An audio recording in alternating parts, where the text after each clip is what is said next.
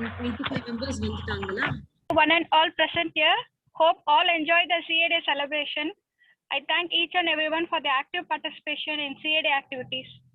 It gives me a great pleasure to welcome you for this Golden Jubilee series.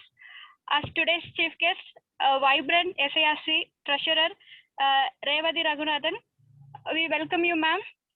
Thank you for accepting our invitation. My pleasure.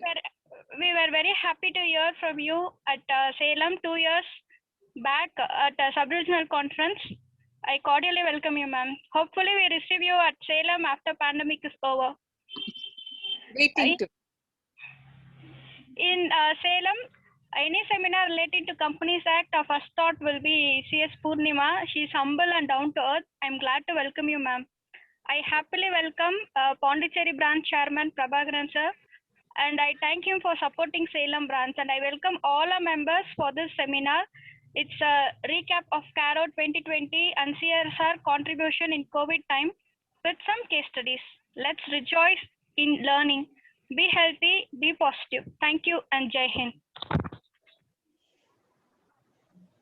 So, introducing the speaker, I have been given the opportunity to introduce, introducing the chief guest. I have been given an opportunity to introduce Revathi ma'am today. So she is the senior partner at ARCO, and Revathi Raghunathan brings 25 plus years of experience in practice, consulting and teaching. She is an FCA, CISA, CSTM, IP and FAFD. She is also a qualified independent director and empaneled with the ICAI.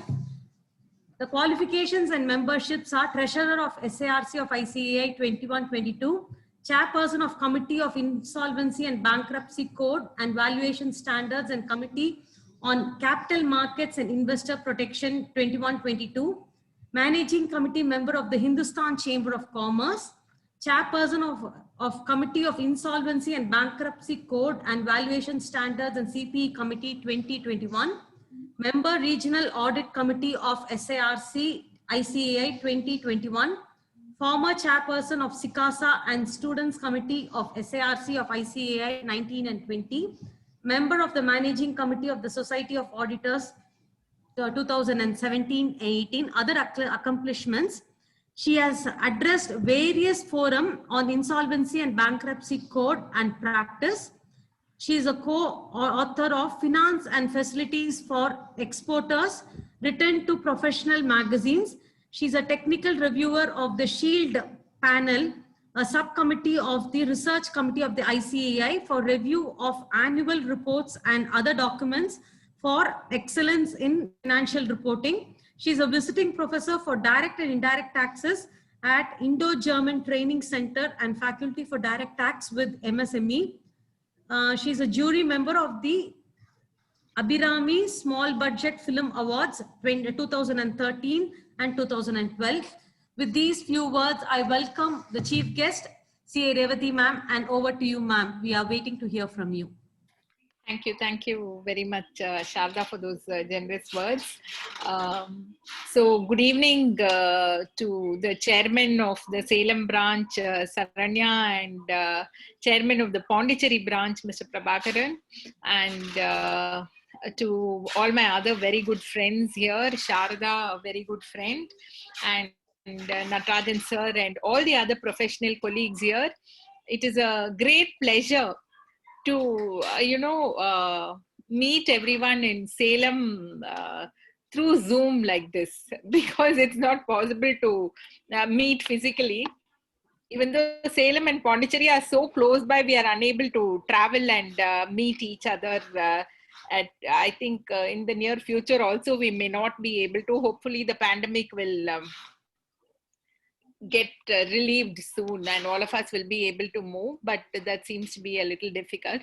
So before I start off, I just want to give a few seconds, pay homage to all the professional colleagues whom we have lost to the pandemic, and all the lives across the world who have been lost to the pandemic.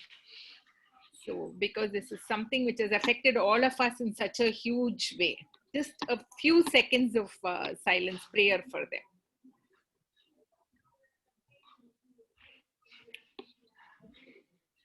Thank you.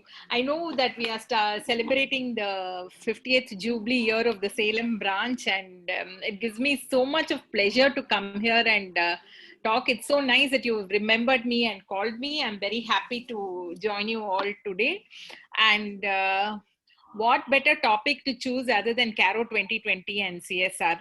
Caro 2020 is something which, even though it has been deferred, is going to hit all of us in a like an avalanche, and all of us professionals are going to be um, carrying on a bigger responsibility with the Caro 2020. But I do think that, given the fact that we are all operating within the boundaries of so many regulations, it is better that we have this Caro 2020, which is going to define all our reporting in the with reference to the corporates which we are dealing with. If you see, as chartered accountants, the basis of all our audit and assurance activities go based on the standards in auditing, which is gaining a lot of momentum and recognition now after a very long time, because of all the problems which corporates are facing. So I would just like to it's fine, I know I'll finish as early as possible. I would just like to touch upon the SA 210. 200, the scope, the standard of auditing, SA 200. So in this is the basis of all our audit functions, all our audit responsibilities. It establishes the independent auditor's overall responsibilities in conducting the audit of the financial statements in accordance with the standards in auditing. And it also explains the authority, scope, and the structure of the standards, which is what, our audits, even though all of us are always thinking about the compliances which we have to do as per the various acts. And as auditors, we are all always focused on the taxes for our clients. But what we should also do is, because there are a lot of misstatements which are not being recognized at the time of audit itself, we have to ensure that we do our audits within the framework of the auditing standards. Now, if we do it in terms of the auditing standards, what little problems we face because of certain misstatements, because of not having done certain activities which are actually defined within this within these auditing standards, we can very actually ensure that the quality which is expected out of us for auditor for the audits. Because what happens is, the financial statements, they are prepared and presented by the management to us, and we in turn give our opinion on them. And the moment we give the opinion, what happens is, the intended users get this enhanced confidence on the financial statements, because we as chartered accountants are certifying this opinion, whether those financial statements are presented fairly in all respects, and whether they give a true and fair view in accordance with the applicable framework. So this true and fair view which we are going to give is actually done based on some uniform manner, in a discipline. We follow the discipline and the rigors of our profession. Then this obtaining the reasonable assurance, which is one of the basic tenets of our profession. We obtain reasonable assurance, and we express the opinion whether the financial statements are in accordance with that applicable framework, and whether they give a true and fair view, and if not, we give a qualified opinion. So now what happens is, when you go into Caro 2020, you will see that there are a number of requirements which have been included now. We have, there were certain requirements which were there earlier. We all know the Caro 2016 or what were the requirements. Now in 2020, the enhanced requirements. Why were these requirements being enhanced? The reporting requirements have been enhanced because of the, I would actually, when we as statutory auditors look at financial statements, we generally don't look at it from a frauditor's angle. We have this new terminology called as a frauditor. That is an auditor who detects frauds. And we normally, as statutory auditors, we don't normally think of frauds. Okay, even though there is a requirement in the CARO, in Companies Act, Section 447 is clear about what is a fraud and what is the punishment for fraud. We do not normally look at the financial accounts on the basis of a fraud. We don't. So what we have to do is, see what happens. We are basically auditors, then we acquire certifications, we acquire experiences, and based on our experience, the refinement in our audit processes is also taking place. But what we do is, when you see, when initially you do your articles, then you do the CA, and then you start certifying on your own, the quality of your work improves with each iteration of audit that you do. So what happens when you do a certification? Now, I found that when I did CISA, my entire perspective of audit changed. So the way I looked at systems, the way I looked at how the organizations perform, the way they have the internal control system, the way I do a due diligence, I made everything a part of the audit. And so the quality of my audit, I was very sure had improved from what I had been doing earlier. Then when you do your other certifications in fraud, and when you read about all the different types of frauds which are happening, you realize that as a statutory auditor, if there is any underlying fraud or error within the financial statements, ultimately you're only going to be responsible for it. You're not going to say that, no, this is not a part of my KRA. This is not what I am called to perform. I'm just certifying what the management is presenting to me. But that is not the way that it works. So, you have to look at it from a statutory auditor's point of view, from a systems auditor point of view, and also as a part of, as a frauditor. So if you try to link the frauds, the frauditor's job and the CARO 2020, you will find that if you're looking at an audit from the frauditor's point of view, the CARO 2020 reporting is going to become extremely easy. Okay, and from here I want to link to the next thing which we as auditors are going to view audit as.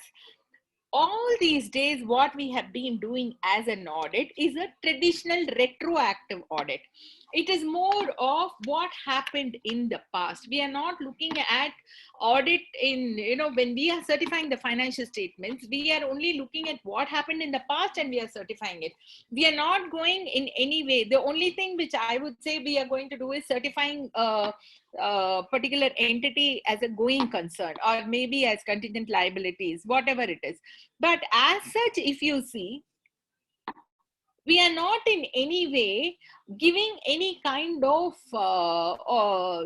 decision making ability for the entities based on our audit as statutory auditors. See what happens as internal auditors, always we go and review the internal audit systems, the control systems and risks and all that we do. But when we come as statutory auditors, certain things only form a mention of in the reports. We don't actually go in micro level and do this. So what we have to do is, we have to ensure that from today, whatever audit which we are doing is going to be a predictive audit. It is not going to be a retroactive audit. See, I'm just trying to link everything through CARO. I don't want to take, preempt the speaker and speak about CARO. I'm just trying to link everything. So what we have to do is, we have to, it's 5:17 already. Sorry. So what we have to see is that we are doing a predictive audit. So normally what happens, auditing is called as an assurance service, and assurance is the a part of the modern entities, whatever it is. And what happens, the retroactive, the traditional audit which we do, it provides audit reports which is only of a limited value. Okay, because the modern business environment is a very dynamic environment, and our traditional audit is very slow, and we look only back. It's more of a look back period. We don't look forward in this. Whereas now what we have to do is we have to do a contemporary audit. We have to do something which is going to be very predictive, a forward-looking contemporary audit, which is going to bring that audit process, the assurance process, both financial and non-financial, closer to the current events, to the corresponding events. So instead of looking at only historical data and past errors or anomalies, this predictive audit which we do will identify the exceptions proactively. You can almost link it to a concurrent audit, whatever we are doing. It's more than a concurrent audit because we are going to use it to predict. So what happens is we compare all the transactions to the normal model, and then we will say that this is what it was before the transaction was executed, and this is what will happen if such and such a thing happens. So this preventive, or when we do this predictive audit, what happens is before the execution of the transactions itself, any erroneous transactions will get blocked. So this is, way ahead of our traditional audit, where we give our opinion on the financial statements and investigate and accordingly. So what we did was we were validating the financial. We are actually not where we are validating the financial statements, which is produced to us to provide a reasonable assurance that you're free from material misstatement. If you go to SA 200 also, this is what is given as the objective of an audit. And we do that by verification and accuracy of accounts and all that. But in this competitive business environment nowadays, where the value for any company, see, we have to sustain ourselves in the role of a watchdog. Okay, we can't be bloodhounds everywhere. We are a watchdog. So when we are watchdogs, what we should do is we have to give some kind of an incremental value to our clients. And how do we give this? We have to especially where the value of a company is its future economic performance. We are not going to value the company on its past performance. It's more of on the future economic performance. So from an auditing and control perspective, if we as auditors identify the processes that have a high probability of producing irregularities, or there are controls within the organization which are deviating from the benchmarks, then we report this to our clients. They can use this information to prepare for the audit planning and whatever is the consequent procedures. So in this predictive audit, we use the past learnings. We use the past historical data and we predict this is the future outcome which is going to happen. It's almost similar, but only thing we are taking it around 2 or 3 steps forward. So this predictive audit, what we do, we analyze the data and we predict the future outcomes. We do it through modeling, through trends, through benchmarks, and we already know what the defined control systems are within the organization. What is the internal control system? What are the risk factors? We can do a due diligence, and then we give this predictive analysis, and we say that these are the deviations which may happen. These are the problems which you may face, and our clients can act accordingly. So if you link this with the CARO 2020, I think the CARO 2020 is going a long way towards this, and it's very nice that CS Purnima is going to speak to us today about CARO 2020. She could probably say that more of the predictive audit techniques, which is expected, it will definitely be expected from auditors shortly. So more of this predictive audit technique would be useful when we are doing this CARO 2020, because ultimately what the government wants to do, what the economy needs, is that financial statements which are free from misstatement, either due to fraud or error, as per our auditing standards. So I'll not take up more of your time. Thank you very much for inviting me. It is always a pleasure to come to Salem, either physically or through Zoom, and to Pondicherry also, which is another place which I just love to visit. I missed it. Hopefully we will be able to meet in person. So thanks a lot for inviting me. Over to the management committee. Thank you, ma'am. Thank you so much. That was a lovely sketch for Purnima to continue. You gave a lovely outline for her to continue on those lines. Thank you so much. And I've always been to, I mean, I'll always keep telling icing on the cake, Revati ma'am. And that phrase has been taken by President Sir also. You remember when we were in the sub-regional conference? Yeah. Always Revati ma'am's speech would be an icing on the cake for any seminar. Thanks, ma'am. Thanks for accepting our invitation. And hopefully, fingers crossed, we all meet in person and have a lovely time in the Golden Jubilee. Thank you. Thank you. Thank you. You owe me 2 celebrations. Sure. So, speaker for today's evening, CS Purnima. She needs no introduction at Salem but still, I would like to just give a few words about her before she starts. CS Purnima, she's a practicing company secretary in Salem. She worked as a company secretary in a company operating in construction sector for 6 years. Company law, labor law, intellectual property rights, forensic audit, NCLT proceedings, and IBC are her areas of exposure.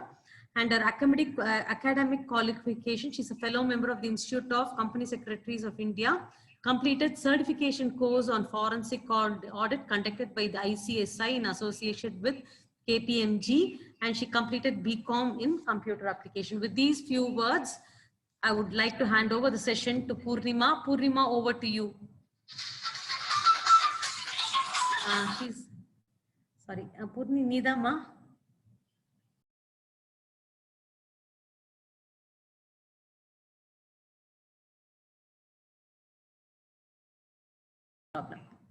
Purnima will be joining in a minute. I think the link got cut and that's why she's just calling. A few minutes, please.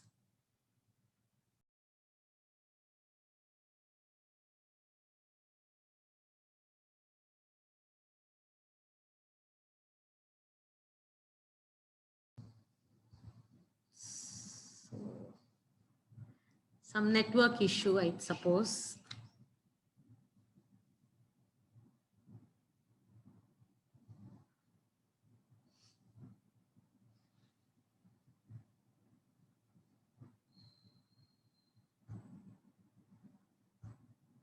No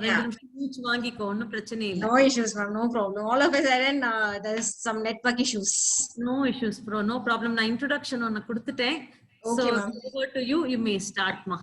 Yeah. Okay, ma'am. Sure. Good evening, all. So first of all, it's a privilege to be back again in the Salem chapter of ICAI. So thanks a lot for inviting me. And this year, thank you, Pondicherry Chairman, for giving me a warm welcome also. Thank you so much, sir. So, like as Revati ma'am has said, this CARO 2020, this is going to add on more things, more responsibilities to the auditors on reporting part. So, particularly this time I took up this topic because it would be more beneficial and it would be a learning part also for both of us, actually for me and as well as for all the learned professionals here. So we can get to know more about this CARO 2020 and which is going to be applicable from this financial year, so 21-22. So this is applicable from 1st April 2021, this CARO 2020. And next part, the CSR. This CSR is contributing a lot, especially in this COVID times. It has contributed a lot, and also there are so many changes which came into effect with regard to the CSR from this January 2021. That means for reporting this year, so there is so many changes with regards to the CSR also. So let's I'll be like once again. Saranya ma'am, எனக்கு screen share enable ஆகணும் ma'am.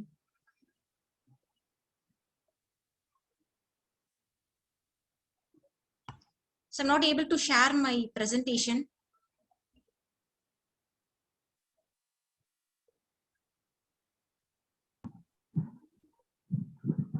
Purnima, just keep going till you get it. Yeah, fine, sir. So right, as I said, this CARO 2020, this is going to be applicable from this 1st April 2021. So let's see that which is applicable to யாருக்கெல்லாம் applicable அப்படின்றது பார்க்கலாம். So first thing is it is applicable to all the companies, including foreign company. So it is defined under the Companies Act. So as per section 242, subsection 42, so it is applicable to even to a foreign company, and it is applicable to a government company, and even if there is any branch, then it is applicable to that also.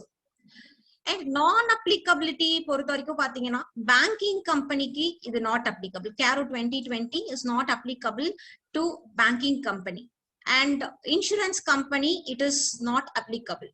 So it is not applicable to the insurance company, and it is not applicable to the Section 8 company, and it is not applicable to the one-person company OPC, and it is not applicable to the small company, which is again defined under Companies Act 2013.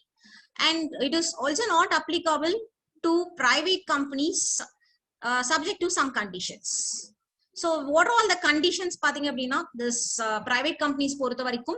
First thing is it should not be a subsidiary or holding company of a public company. So public company or subsidiary or holding irukka kodadu. Second one is paid up capital and free reserves not more than 1 crore. So 1 crore க்கு மேல paid up capital and free reserves இல்லாம இருந்தா அவங்களுக்கு இது applicable இல்ல. And the total borrowings, if it is not exceeding 1 crore, like it is from any bank or financial institution, it may be like at any point. So they have given the specific word at any point during the financial year. So even if it exits one time, so any point, ஏதாவது ஒரு pointல exit ஆச்சுனா கூட this CARO 2020 will be applicable. And third category is the total revenue. It does not exceed 10 crore. So like it is not, if it is not exceeding 10 crore க்கு மேல இல்லாம இருந்ததுனா, then it is not applicable for those companies. Also this CARO 2020 is not applicable. So as to say, like totally பாத்தீங்க அப்படின்னா CARO 16ல it was only 16 clauses. But CARO 2020 comparatively, it is 21 clauses, and adukulla there are many sub clauses to be reported. So totally sub clauses மட்டுமே it is around clauses, and adula sub clauses it is around 47 sub clauses is there totally. இதுல CARO 16க்கும் CARO 2016க்கும் CARO 2020க்கும் இருக்கிற ஒரே difference இந்த class பாத்தீங்க அப்படின்னா deleted class include பண்ணா எனக்கு இது வேண்டாம் அப்படி டெலிட்டட் கிளாஸ் வந்து it is only the managerial remuneration clause. So managerial remuneration பத்தி வந்து இப்போ ரிப்போர்ட் பண்ண வேண்டாம். Once again the screen share has been enabled. I will share it now once again. Yeah. Okay. So deleted clause அப்படின்றது ஒன்னே ஒண்ணுதான், managerial remuneration பத்தின class மட்டும் 2016ல இருந்து 20க்கு கொண்டு வரல. சோ அது ஒண்ணு மட்டும் வந்து டெலீட் பண்ணியாச்சு. சோ இது தவிர்த்து பாத்தீங்கன்னா புதுசா இன்க்ளூட் பண்ணிருக்கிறதுன்னு சொல்லி another ஒரு 5 classes has been newly included. So now let's get into the difference between the CARO 2020 and the CARO 16. So clause 1. This relates to the property, plant and equipment and intangible assets. Shortly, this clause is called as PPE. So this clause is generally termed, it is shortly termed as PPE. So idhula first subclause and reporting on the proper records. So it is like earlier 2016 the name was only the fixed assets. So now they have elaborated it and they have covered intangible assets also in this. So property, plant and equipment and intangible assets. The proper reporting on the proper records is the first thing. Second one is the physical verification, the report on the physical verification of the property, plant and equipment and intangible assets. So for every clause, I have given some of the key considerations, so which has to be considered. So this is I have given up to my knowledge. So so if there is any mistakes or if there is any deviations, kindly excuse me. And the class here, the PP, this has been renamed as PP because to align with the Ind AS and the subsequent AS. And this is also, as I said, it covers intangible assets also. And a specific asset register should be maintained by the company. So it has to cover all the what are all the self-financed and the assets on lease and the differentiation coming on the register, and also it has to enter the details about the fully depreciated one or active use la irundhu retire aayirukka koodiyadhu or otherwise disposal ku vechirukra PPE அந்த மாதிரியான details அதுவும் வந்து பண்ணனும். and also fully impaired as PPE ஏதாவது இருந்தா அத பத்தின details கொடுக்கணும். And also the self-generated intangible assets and acquired intangible assets இது ரெண்டுத்துக்குமான bifurcation வந்து கொடுக்கணும். And also the investment property and assets held for sale. There is any investment property or assets held for sale அத பத்தினும் அந்த asset registerல கண்டிப்பா வந்து கொடுக்கணும். இந்த 5 things வந்து asset registerல கொடுக்கணும். and this asset register should be also verified.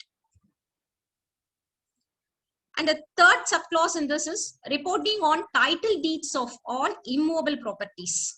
So இதுல வந்து என்ன கவர் பண்ணாம இதுல என்ன ரிப்போர்ட் பண்ண வேண்டாம்னு பாத்தீங்க அப்படின்னா இந்த இம்மூவபிள் ப்ராப்பர்ட்டில if there is any for லீஸ்க்கு எடுத்திருந்தாங்க அப்படின்னா அதை பத்தி ரிப்போர்ட் பண்ண தேவையில்லை.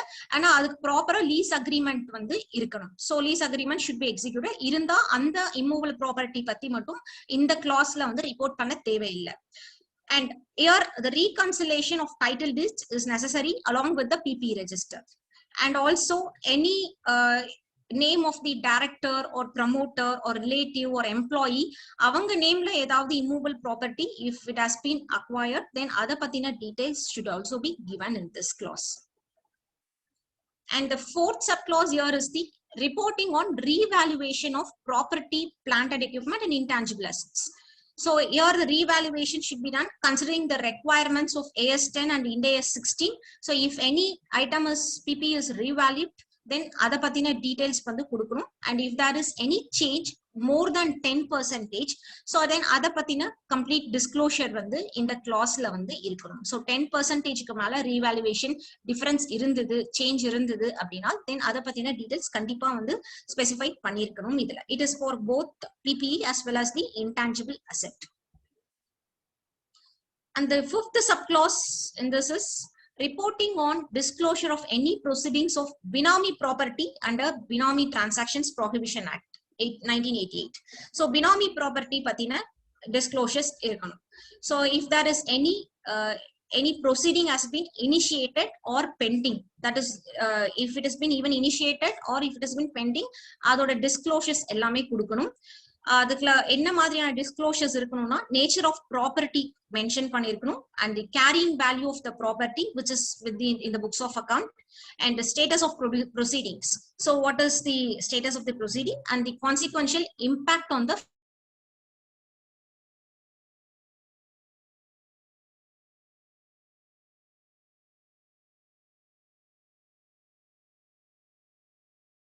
initiated post balance sheet date. But before the signing of the auditor's report, then that should be also that proceeding should also be given in the audit report, specifically mentioned as it has been initiated post balance sheet date. So audit report sign ஆறதுக்கு முன்னாடி, even though if it is the post balance sheet date, if it has been initiated before the signing of the audit report, then that thing should be specified compulsorily. So this is with the class 1. There are 5 subclasses in this, and the class 2 this deals with the inventory. So in the inventory porthavarikum all earlier it was only the physical verification of inventory. So ipo inga vandu physical verification on inventory, and also if there is any discrepancy of more than 10%, if the auditor find out any discrepancy in the inventories verification, if it is more than 10%, then that has to be specified particularly for each clause of inventory. So separate vandu oru clause ku vandu adu kudukanum. And also if the working capital limit sanction is in excess of 5 crores in aggregate with all the banking and the financial institutions, everything, and if the working capital limit adukku vandu current asset security ah kuduthirukra working capital limits, if it exceeds 5 crores, then that should be and the details ellame vandu kandipa mention pananum. This was not there in earlier 2016 la vandu idu kadayadu. Ipo vandu it has been mandatory. So 5 crores ku mala irundhudna adha patti mention pananum. And this 10% threshold, it is can be applied on the net basis after adjusting all the excess and the shortages, whatever you find out in the inventory. So net basis la, if the change is more than 10%, then that has to be 10% or more, then that has to be reported. And this, while we are determining this threshold limit of 5 crore, so the things we have to consider is the we have to consider the sanction limit of loan. We should not consider the utilization. So utilization of loan consider panama and the amount of the sanction limit consider pananum, and also like balance outstanding for any day during the year and not at the year end. Year end la irukkudiya balance kadiyadhu, at any day during the year.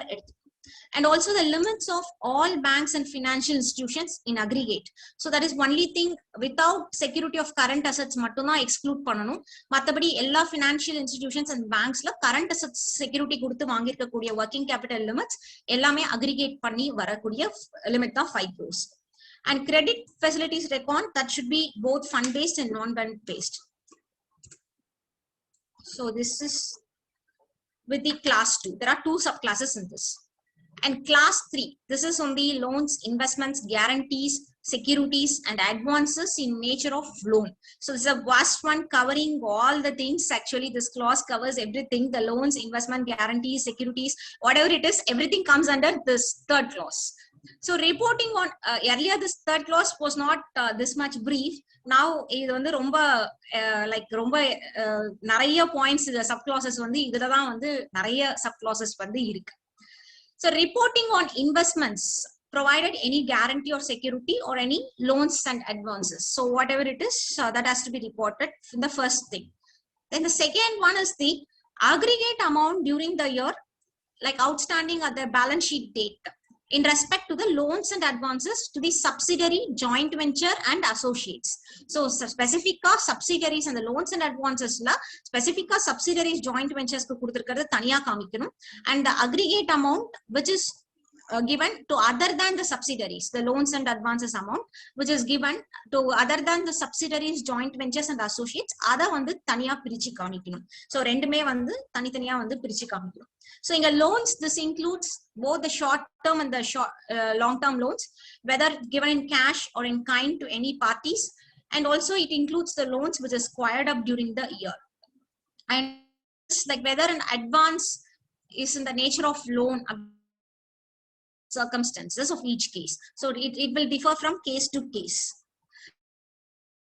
That in respect of all parties and all kinds of loans, information should be reported to all the parties and all kinds of loans. And companies would be required to maintain the register of loans. As we have seen, this register of loans and advances, it is mandatory. So that should be maintained by all the parties, should maintain that. And also the guarantees and all the things should be given. And the definition of subsidiary, associate and joint venture, this will be as per the Companies Act 2013 definition. The third one is the terms and conditions of such grant of loans. So what are all the terms and conditions? So we should specifically mention, we have to evaluate all the terms and conditions. So what all the, whether it is advances in nature of loans, whether it is guarantee, security, and also whether it is to be like, we have to justify that the loans and the guarantees are not prejudicial to the interest of the company. So if the loan has been given at a 0% interest rate like that, so it is generally it might say like it is prejudicial to the interest of the company. So we should prove that it is not prejudicial to the interest of the company. That is also, that thing also should be given here. And the reporting requirement, this is for all the companies, including the companies in the finance business. So financing business la irukkudiya companies ku in the clause vandu applicable agum. And next one is a schedule of repayment of principal and interest, and whether the receipts are irregular. So whether the receipts are regular அப்படின்றது வந்து டைமுக்கு வந்து அந்த time பீரியடுக்குள்ள due டேட்டுக்குள்ள எனக்கு பிரின்சிபலும் இன்ட்ரெஸ்டும் collect ஆயிருக்கா அப்படின்றது தான் இங்க ரெகுலர் அப்படின்றத வந்து மீன் பண்றாங்க. ஸோ அதுவும் வந்து ரிப்போர்ட் பண்ணணும். Whether what is the schedule of repayment and whether it is regular அப்படின்றதும் இங்க வந்து அதுவும் வந்து it has to be mention. And total amount overdue for more than 90 days. So 90 days க்கு மேல இருக்கக்கூடிய amount, if it is any overdue, then that is also to be mentioned. So here any party in nature of loans it is covered. So as I said, the regular அப்படின்றது வந்து it refers to the whatever is whenever it is received when it is falling due. And for recovery of principal and interest, whether any reasonable steps have been taken. So like whether any issue of reminders has been given or advocates or solicitor's notice has given. So இதெல்லாமும் வந்து we have to look into those things. So only the management can provide those things. So we cannot do everything. So only the management of the company, they have to give it all the steps. They have to provide you all the steps taken in writing. So that would be better if it is provided in writing. The next one is the specifying the amount of any renew or extension of fresh loan granted to settle the overdues of the existing loans given to same parties. So this is like evergreening concept. So எனக்கு இருக்கிற இது மட்டும் போதாது, renew ஆறத பத்தி overdue பத்தி மட்டும் சொன்னா போதாது. இதுல ஏதாவது எக்ஸிஸ்டிங் லோனை வந்து செட்டில் பண்றதுக்கு வந்து புதுசா வந்து ஒரு லோன் கொடுத்திருக்காங்களா, சோ அது ரீபேமெண்ட் முடிய போகுது, அதை நான் செட்டில் பண்றதுக்கு புது லோன் வாங்கியிருக்கேன், சோ அதை பத்தின டீடைல்மெண்ட்ஸ் எனக்கு தெரியணும். So if it is close to settlement டேட்ல வந்து ஒரு பார்ட்டிக்கு வந்து ஒரு லோன் புது லோன் அதே பார்ட்டிக்கு கொடுக்குறாங்கன்னா, then we have to check whether it has been given to close the existing loan. So that is also to be considered here. And the next clause here, subclause is reporting of any loan granted which are repayable or demand without specifying any terms or period of payment.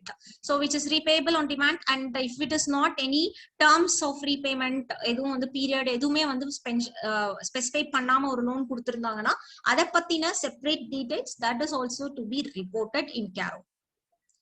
So as I said, totally in the third clause la mattum 7 subclauses irukku. All the 7 subclauses should be reported separately. And class 4, this is compliance of section 185 and 186. So this is same as the CARO 16. CARO 16 ku idukku endha change me illa. 185 deals with the loans to directors, and 186 it is going to deal with the intercorporate loans. So idu rendu pathina disclosure vandu irukkanum. And the clause 5, it is going to deal with the deposits. So this is deposits. இதுல வந்து இந்த CARO 16க்கும் CARO 20க்கும் 2020க்கும் என்ன difference அப்படின்னா, only one thing is clause பாக்குறதுக்கு வந்து ஒரே மாதிரி இருக்கும், ஆனா இங்க ஒரே ஒரு வேர்ட் பாத்தீங்க அப்படின்னா which is deemed to be deposits அப்படின்ற அந்த ஒரே ஒரு வேர்ட் மட்டும் இன்க்ளூட் பண்ணிருப்பாங்க. So as per section 73 to 76 compliance இருக்கான்றத நம்ம ரிப்போர்ட் பண்ண போறோம். But only thing இதுல என்னன்னா deemed to be deposits அத பத்தியும் வந்து ரிப்போர்ட் பண்ணனும்ன்றதுதான் இந்த 2020ல இன்க்ளூட் பண்ணிருக்க கூடிய ஒரு விஷயம். So this is considered to be an important one. So because there are some deposits which is like illama deposits அப்படின்ற மீனிங் இதுதான் அப்படின்றது இல்லாம something might be deemed to be deposits which is based upon the characteristic. So like under certain financial accommodations, for example, I've given like certain financial accommodations which are made by the company. So it might not fall under the technical definition of deposit, but it will be a de facto deposit. It will be deemed to be a deposit. Or shadow மாதிரி இருக்கக்கூடிய ஒரு விஷயமா இருக்கும். So அந்த விஷயங்கள் வந்துட்டு that should be reported. So அந்த மாதிரி எது deemed to be deposit, characteristics of deposits குள்ள வருதோ, that is also to be reported in this clause. Clause 6, this is cost records. It is same as per 2016. There is no change in this maintenance of cost records. That should be whether it is mandated, so whether it has been maintained properly. So adu mattum dhaan idula varakudiya reporting. Clause 7, this is again statutory dues. So idhiliyum vandu endha oru change me illa 2016 க்கும் 2020 க்கும். So we have to report whether the company is regular in depositing the undisputed statutory dues, and whether if there is any dispute is pending, then amount and the forum that should be reported separately. The clause 8, this is unrecorded income. So this is unrecorded income. This is new one. So earlier 2016 la in the clause 8 வந்து repayment of loans and borrowings பத்தி இருந்தது. But இப்போ வந்து in the clause 8 this has been changed to the disclosure of transactions that is not recorded in the books but have been surrendered or disclosed in the income tax assessment. This is like impact of demonetization. So this is again we have to report the unrecorded income separately in the 8th clause here. And the clause 9, this is for the repayment and usage of borrowings. So if there is any default in the loans and borrowings, so last 2016 la 8th clause irundhathu, ipo 9th clause vandirukku. So ipo any loans and advances repayment la edavadhu default irundhathu appadina adha pathina reporting, and if there is, and also we have to specify the amount and the period of default. So earlier this 9th was regarding to the IPO. So here this is, we have to consider the default here in the பொறுத்த வரைக்கும் non-payment of dues to lenders. So last date kulla nama pay பண்ணாம விட்டது. And the new format, this includes the relating to the debt securities also. And if there is any information to be provided lender wise, that is also to be provided. So debt securities patina reporting is also included here. And also this is whatever the principal plus interest, both should be reported here. And also this also covers the rescheduled or restructured loans, disputed loans, and loans and borrowings on demand. All these are covered under this clause. So here audit report period varaikkum enna reporting delay irukku, number of days la அப்படின்றதும் வந்து it has to be specified here. And idhula இன்னொரு sub clause irukku. This is for the, if there is any willful default by any bank or financial institution or any lender, whether the company has been declared as willful default. So if any company or if any bank or financial institution or any other lender has declared this company as a willful default, then we have to declare that also. So by a show cause notice should have been issued by the lender or any bank. So information, this is can be obtained from the credit information companies, and also this can be obtained from the website of RBI. And also any financial institutions or public domain adhalandum வந்து we can get it. So inga other lender அப்படின்றது பாத்தீங்க அப்படின்னா, the scope is limited to only the government and government authorities. So other lender we cannot take, ஒரு இண்டிவிஜுவலுக்கு வந்து நான் கடன் வாங்கிட்டு திருப்பி கொடுக்கல அப்படின்றதெல்லாம் இங்க willful defaultல வருமானா, it will not. So இங்க other lender அப்படின்ற மீனிங், அதோட scope it is limited only to the government and government authorities மட்டும்தான். And another third sub clause here is reporting whether term loans were applied for the purpose intended. So the term loans, so this is one which we will be reporting generally in the 2016 also. So whatever the purpose the term loan has been obtained, so then it has whether it has been done or not. Suppose if it has not been utilized, then the auditor should report for what purpose that loan has been diverted and for what purpose it has been used. And also we can create a one-to-one relationship with the amount of term loan and the utilization. If necessary, the one-to-one relationship can be created. So right, this is one thing. And this is for like diversion of funds prevent பண்றதுக்காக கொண்டு வந்த ஒரு clause தான் இது. And again fine. So reporting whether funds raised for short term have been utilized for long term purpose. If it is yes, then we have to mention the amount and the nature of the same.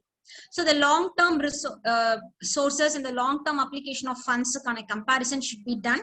And if the whether the statement has to be like given, whether it is application of funds, whether it is for long term or whether it is for short term, that can be given. And the movement of funds regarding the relevant documentation can be checked. And review would be required of balance sheet, cash flow statement, and the current ratio or reviews can be taken. And the next one is the reporting on whether the company has taken any funds from any entity or person on account of or to meet the obligations of subsidiaries, joint ventures, and associates. Suppose if the entity has taken any funds from bank or financial institutions, or even if it is a company or if it is limited liability or trust, government, everything has been come under the word entity. So in the entity kulla ellame cover பண்ணிட்டாங்க. So other even others irrespective of the legal form, everything has been covered under the entity definition kulla கொடுத்துட்டாங்க. So this entity, ஏதாவது ஒரு entity கிட்ட இருந்து if a company has borrowed any money, if has taken any funds, so to meet the obligations of its subsidiary, joint venture, or associate, then we have to specifically mention that also.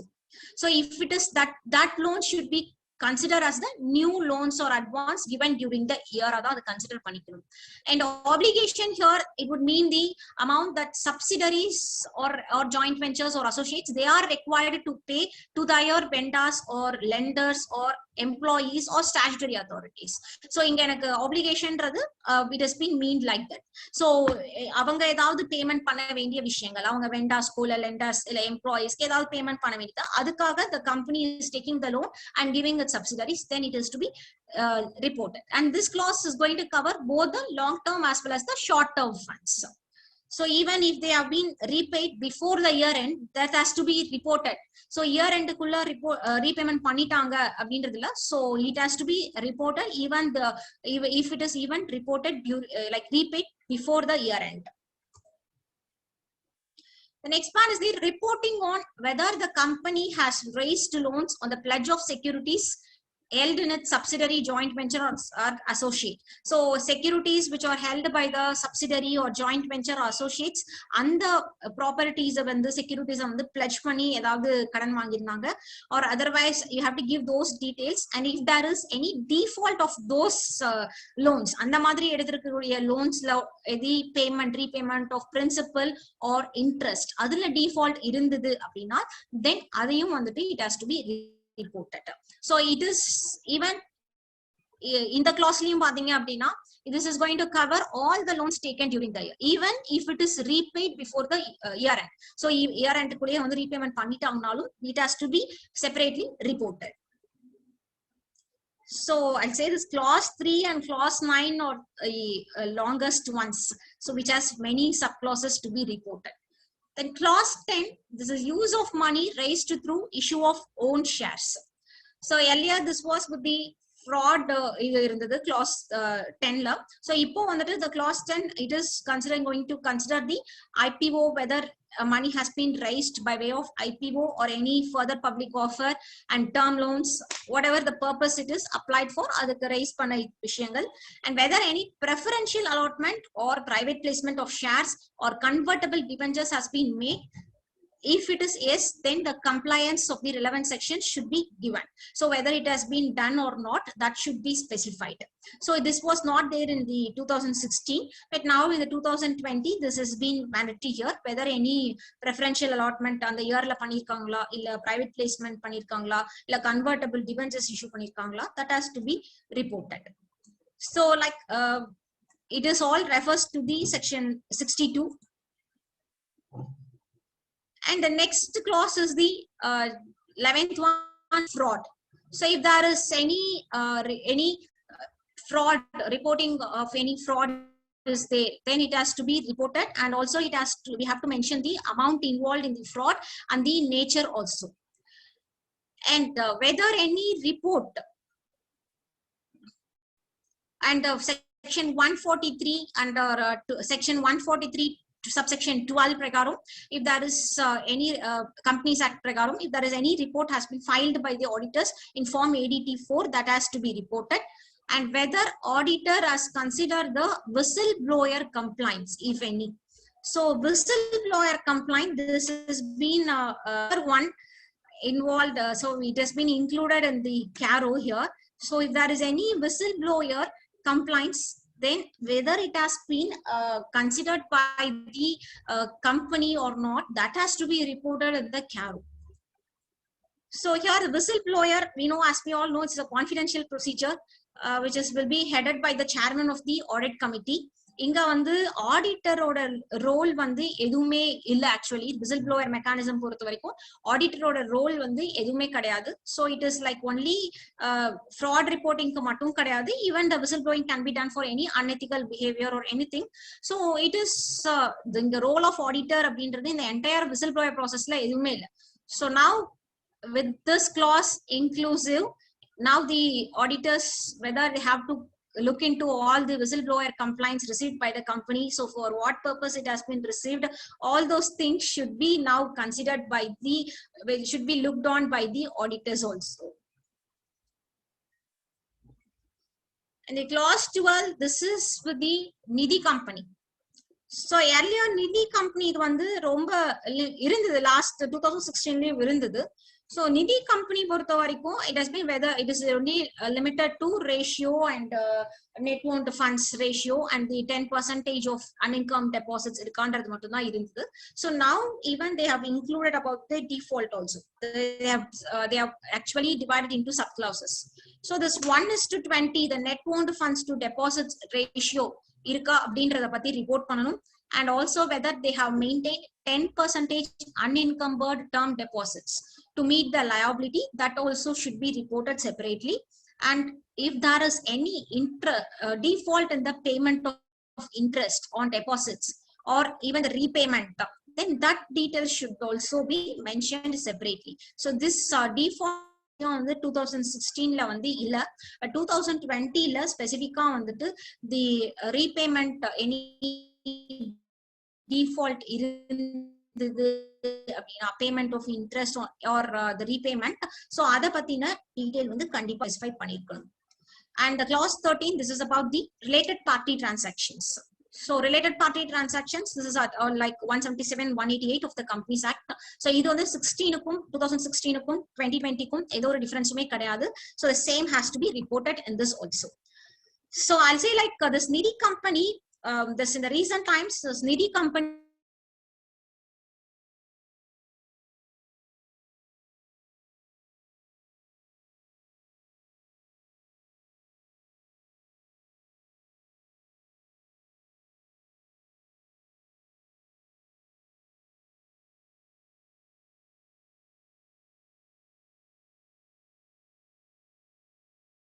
against the Nidhi companies which are not following the rules. So this is with the consideration with the government. And the clause, text clause is the internal audit. So internal audit, whether it is to commensurate the size and the nature of the company, and whether the reports of the internal auditors are considered by the statutory auditor. So before finalizing the report,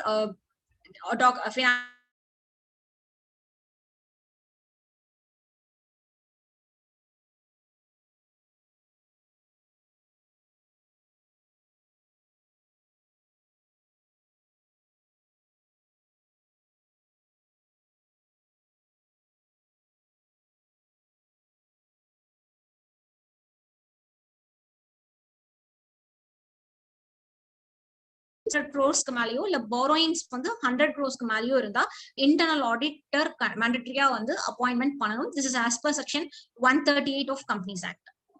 So this is like in the consideration பண்ணும்போது the limits are more actually. So many private companies may not fall under this purview of internal audit. So this is only we are cross referencing the report of another auditor in the CARO actually. So internal auditor oda innor report we are cross referencing in this CARO. The clause 15, this is with the non-cash transactions with the directors. So this was earlier there in the 2016 also.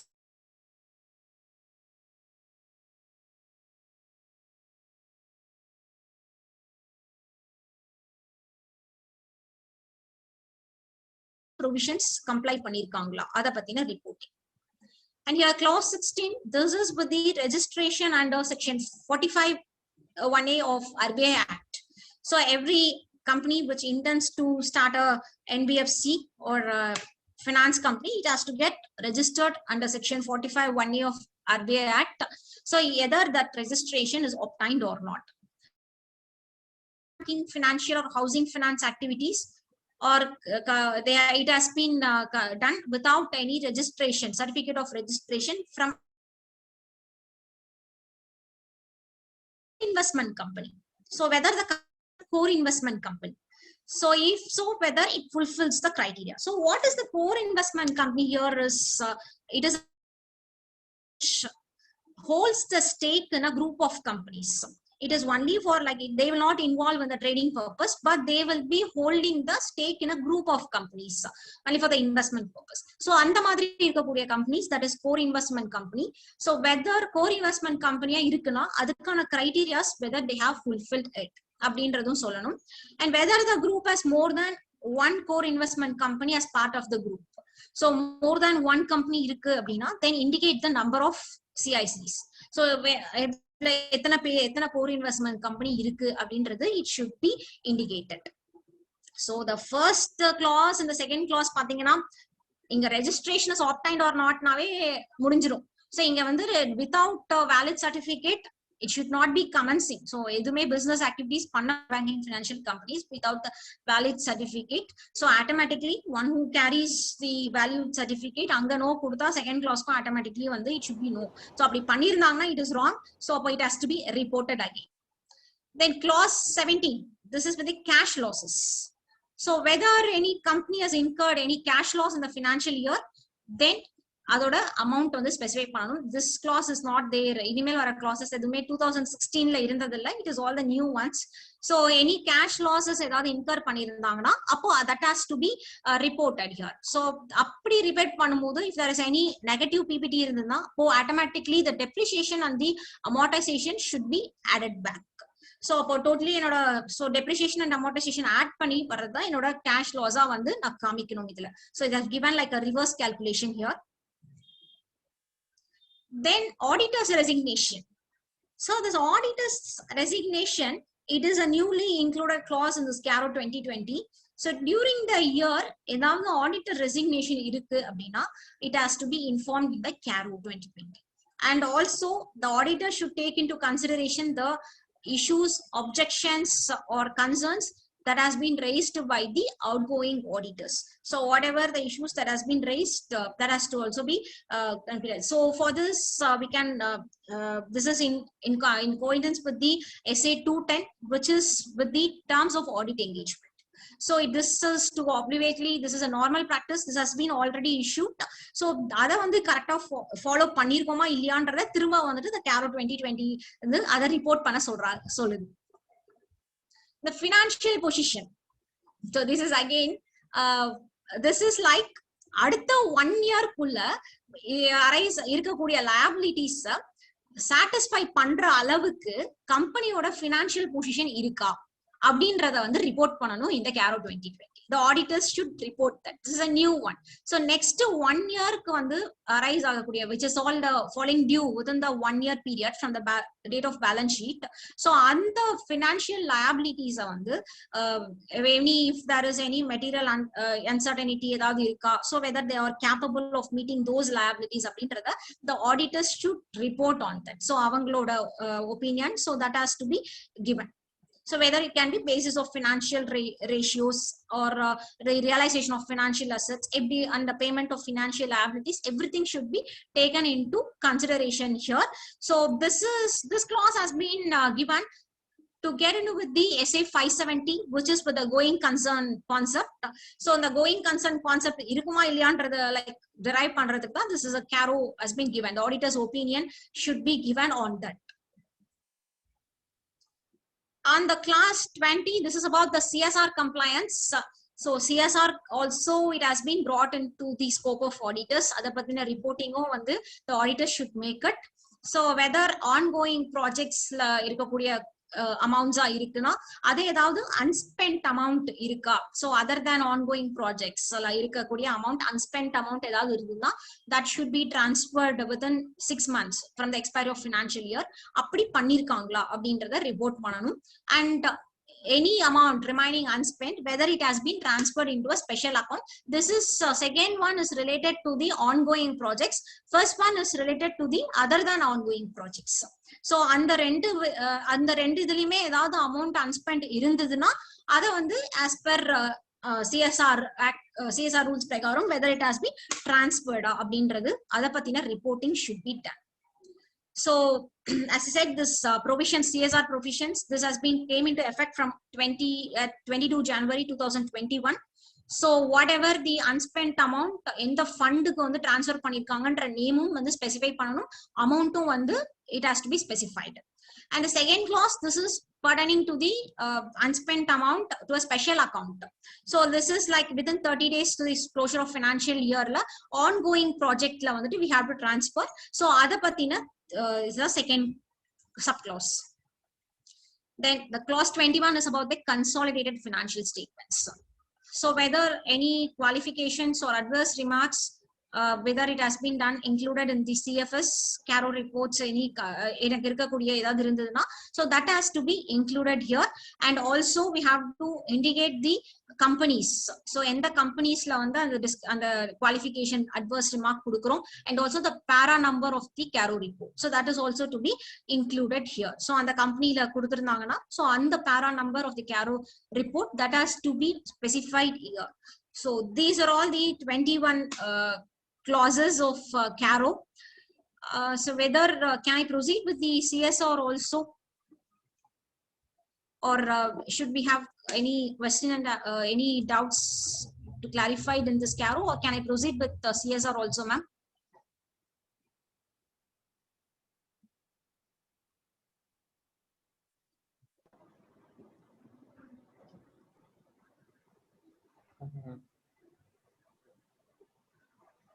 So can we have the question? Actually, please, madam. So anything is fine for me, sir. Just Okay. if you can if you have any clarifications regarding this CARO, we can do it now, or otherwise altogether we can do it in the end also. It's also okay. Okay, madam. We will sum it up and we will have the question and answer session at the end, madam. Please proceed, Fine. madam. Okay. Okay. Thank you, sir. Okay. Thank you.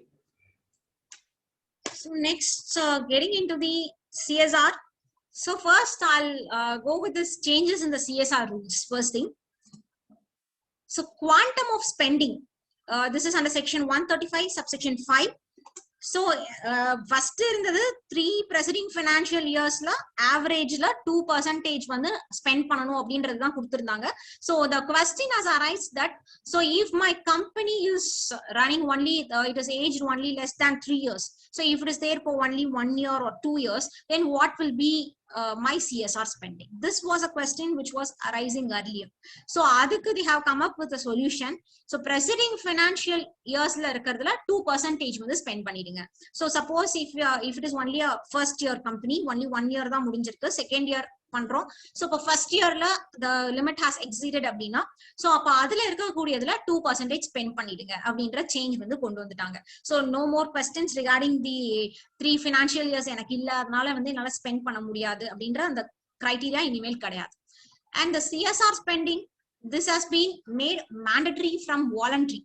So if I did not spend, and I have to be penalized. So I have to be penalized if I don't spend the CSR amount, or if I don't transfer the unspent amount as said in the act, then I have to be penalized. I'll be penalized. Earlier this was only spent or explained. So explanation on the board report la kudutha podum. So in future if any queries are raised by the MCA, then we have to answer appadida irundhu. So now either spend or pay the penalty. So that is the now which is there.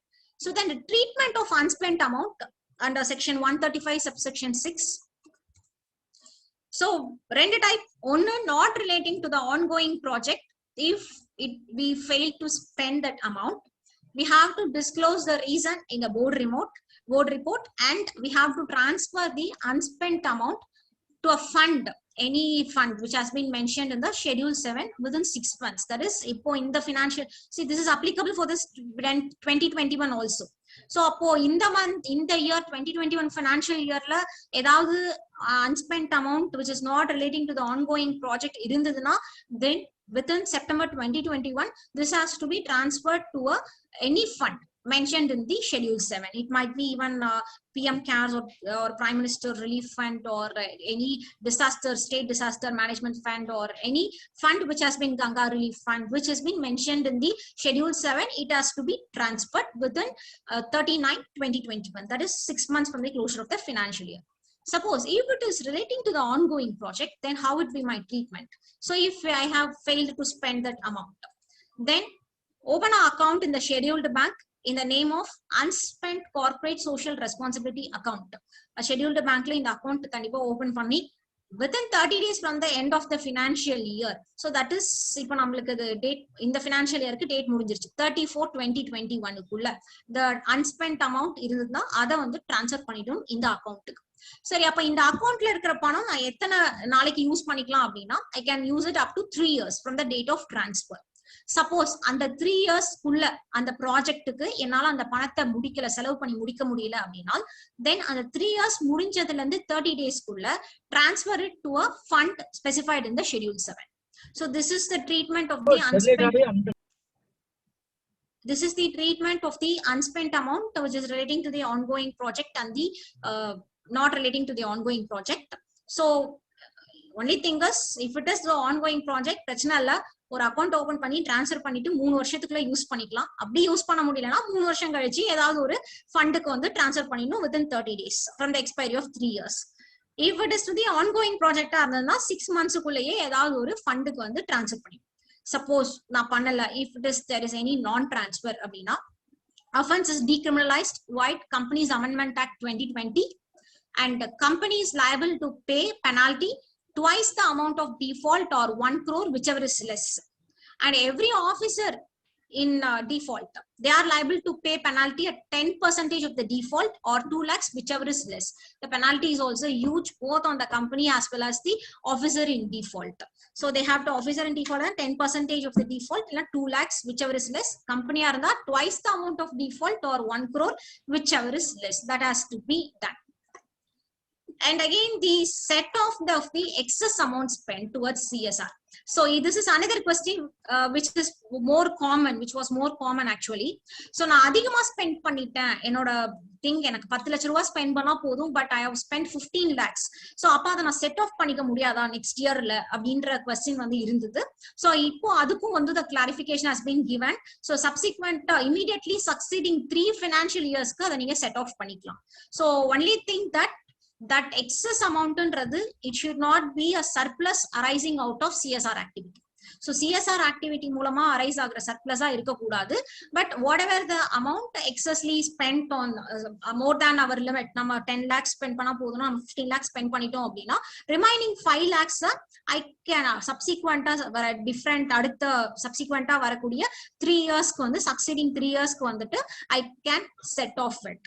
And for this purpose, the board should pass a resolution. So, in mari set off pandradhukku, the board should pass a resolution. Then, CSR committee. So, CSR committee, earlier this was mandatory. எல்லாருமே வந்து form பண்ணணும் அப்படின்றது வந்துட்டு it was mandatory. But இப்போ பாத்தீங்க அப்படின்னா, என்னோட CSR spending amount, if it does not exceed 50 lakh rupees அப்படின்னா, அப்போ எனக்கு CSR committee ஃபார்ம் பண்ணணும்ன்ற நெசசிட்டி இல்ல. அப்போ அந்த பிளேஸ்ல who will take care of all the functions அப்படின்னு பாத்தீங்கன்னா, board will take care of the CSR committee role வந்து the board will be playing it. So only if my spending exceeds 50 lakh rupees, then I have to be forming a CSR committee. Otherwise, it is not required. And another one is the implementing agency அப்படின்ற ஒரு concept. So CSR பொறுத்த வரைக்கும் either company அவங்க ஓனா பண்ணலாம், அப்படி இல்லைன்னா through any other implementing agency like trust இல்லைன்னா another section 8 company or anything அவங்க கூட வந்து பண்ணலாம். So there are 3 major changes that came up with the implementing agency with effect from 1/4/2021. So mandatory CSR 1 அப்படின்ற ஒரு form வந்து the implementing agency should file, and they should get a CSR registration number, which is a unique one, which will be generated for each entity. So அந்த number வாங்கினதுக்கு அப்புறம் தான் they can take it. So இந்த இடத்துல the question might arise, if a company has a own trust, so அவங்களே வந்து ஒரு own trust CSR purpose-க்காக form பண்ணிருக்காங்க, so அந்த ட்ரஸ்ட் மூலமா வந்து CSR spending பண்றாங்க அப்படின்னா அது என்னோட ஓன் ட்ரஸ்ட் தான், என் கம்பெனியோட ஓன் ட்ரஸ்ட் தான். So அப்போ whether that trust should file this form CSR 1 and get a registration number, yes, it is mandatory for, even though it is a own company oda trust da CSR purpose kaga form pannirukanga அப்படினாலுமே கூட that company should also file this form CSR 1 and they get a unique CSR registration number. And registered trust அப்படின்ற வேர்டுக்கு பதிலா இப்போ registered public trust அப்படின்ற வேர்டை வந்து substitute பண்ணிருக்காங்க, and except in the case of central government and the state government hold தவிர்த்து. And also this trust should have mandatory section 12A registration and 80G registration வந்து income tax பிரகாரம் கண்டிப்பா வந்து இருக்கணும். So earlier this was optional தான். அந்த மாதிரி ட்ரஸ்ட்டுக்கு வந்து 12A and 80G registration இல்லாத ட்ரஸ்ட்டுக்கு கூட CSR contributions வந்து பண்ணிட்டு இருந்தாங்க. பட் இப்போ வந்துட்டு it has mandatory. So 12A and 80G registration இருக்கக்கூடிய ட்ரஸ்ட்டுக்கு மட்டும்தான் நான் CSR contribution வந்து கொடுக்க முடியும். And also this engagement of international organizations. So whether can I engage any international organization for designing my CSR policy? Yes, தாராளமா வந்துட்டு you can engage the international organizations for designing, even for monitoring or even for evaluation of the CSR project. So எந்த அளவு வந்து இருக்கு அப்படின்றத வந்துட்டு தாராளமா international agencies வந்துட்டு பண்ணலாம். But only thing is this international organization வந்துட்டு சென்ட்ரல் கவர்மெண்ட் நோட்டிஃபை பண்ணிருக்காங்க. ஒன்லி அந்த ஆர்கனைசேஷன்ஸ் மட்டும் தான் நம்ம எம்ப்ளாய் பண்ண முடியும். வேற எந்த ஆர்கனைசேஷன்ஸையும் we cannot engage. Only the central government notified organizations will be qualified as the international organization. And the responsibility of board and CFO. So CSR rule la idu kuduthirukanga as a new one. So the board should be responsible, like இருக்கக்கூடிய funds எல்லாம் ப்ராப்பரா disburse பண்ணிருக்கோம் and அதை வந்து ப்ராப்பரா utilise ஆயிருக்கு. So whatever the manner has been approved by the board, so அந்த பிரகாரம் வந்துட்டு it is there. And also the implementation, if it is a project related one, the implementation of the project is monitor and அது time approved time லைன்ஸ்குள்ள வந்துட்டு it has been done and year wise அலோகேஷனும் ப்ராப்பரா நடந்திருக்கு அப்படிங்கிறது. And also the smooth implementation, ஓவராலா வந்து any modifications ஏதாவது வேணும் அப்படின்னாலும் அதை பண்றதுக்கான ரைட்ஸும் it is with the board. It is a responsibility of the board to do the modifications also, which is necessary for the smooth implementation of the project. And CFO, this person or any person who is responsible for financial management in that particular company, they have to certify to that effect. எல்லாமே கரெக்டா நடந்திருக்கு, நம்ம கொடுத்த பணம் எல்லாமே ப்ராப்பரா channelize ஆயிருக்கு and the project has been implemented properly, year wise allocation எல்லாமே வந்து board responsibility. But other certify பண்ணக்கூடிய person வந்து the CFO or any person who is responsible for the financial management. And the annual action plan. So this CSR policy ki another one புதுசா வந்து ஒரு annual action plan வந்து கொடுக்கணும் அப்படின்னு சொல்லியிருக்காங்க. So the CSR committee வந்து should formulate that and it is should be recommended to the board. So in case CSR committee எனக்கு mandatory இல்ல அப்படின்னா அப்போ வந்துட்டு the board can do this annual action plan. So what are the list of CSR projects approved, manner of execution, modalities, so every funds utilize panna poranga, monitoring and the reporting mechanism, and all those things should be included in this annual action plan. So if CSR committee is not there, then the board should take about this. And treatment of surplus arising out of the CSR activity. So any activity மூலமா, CSR activity மூலமா எனக்கு ஏதாவது surplus arise ஆச்சுன்னா that should not form part of the business profit. So companyயோட business profitல அது வரக்கூடாது. That surplus should be treated as a separate CSR activity reserve தான் நம்ம treat பண்ணணும். So அந்த surplus பாத்தீங்கன்னா that should be again brought back into the project. எந்த ப்ராஜெக்ட்ல இருந்து இதுவாச்சோ அதே ப்ராஜெக்ட்டுக்கே தான் கொண்டு வரணும், வேற ப்ராஜெக்ட்டுக்கு நான் கொண்டு போறேன்றது கூடாது. So again it should be plugged back to the same project from which it arises. So and or otherwise அப்படி என்னால அந்த ப்ராஜெக்ட்டுக்கு கொண்டு வர முடியல அப்படின்னா then that can be transferred to the unspent CSR account or like any CSR policy or action plan பிரகாரம் வேற ஏதாவது வந்துட்டு ஃபண்டுக்கு ட்ரான்ஸ்ஃபர் பண்றதா இருந்தாலும் ட்ரான்ஸ்ஃபர் பண்ணலாம். So as specified in the schedule 7 within the period of 6 months from the expiry of the financial year. So அப்ப surplus வந்து ஒன்னா நான் வந்து அதே ப்ராஜெக்ட்டுக்கு திரும்ப கொண்டு போகலாம், அப்படி இல்ல unspent அக்கௌண்ட்டுக்கு ட்ரான்ஸ்ஃபர் பண்ணலாம். அப்படி இல்ல அப்படின்னா third option is any fund specified in the schedule 7 க்கு வந்துட்டு it should be transferred. All these things should be done within a period of 6 months from the expiry of the financial year. Then the impact assessment. Next one is the impact assessment. So this is when the whichever company have an obligation to CSR amount of 10 crore or more in the 3 immediately preceding financial year, average தான். So average CSR amount 10 crore க்கு மேல spend பண்ணிருக்காங்க அப்படின்னா then they have to take a impact assessment. So this impact assessment பண்றதுக்கு this will be done by a independent agency. So any like and also this impact assessment suppose if a project have an outlay of 1 crore or more, then that has to be done separately for that particular project. So 1 crore or more இருக்கு எனக்கு total outlay அப்படின்னா அந்த particular projectக்கு ஒரு impact assessment பண்ணணும். And this project has not completed less than 1 year. So impact study எடுக்கிறதுக்கு முன்னாடி எடுத்த 1 year வந்து complete ஆகல அப்படின்னா then again it has to be impact assessment to be done for that particular project. So impact assessment, that report should be placed before the board and it should be annexed with the annual report on CSR. So impact assessment, so இப்படி பண்ற impact assessment பண்ணன்னு சொல்லிட்டு அதுக்கான expenditure வந்து எவ்வளோ exceed ஆகக்கூடாதுன்றது சொல்லிட்டாங்க.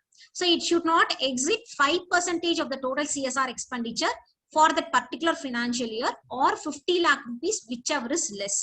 So whichever is less, அதை தாண்டி எனக்கு impact assessmentக்கான expenditure வந்து exceed ஆகக்கூடாது.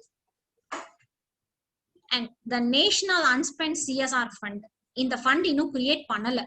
So central government in the fund create பண்ணிட்டாங்க அப்படின்னா, so all the unspent CSR amount என்னென்ன இருக்கோ அது எல்லாமே வந்து இந்த national unspent CSR ஃபண்டுக்கு மட்டும் தான் ரூட் ஆகும்.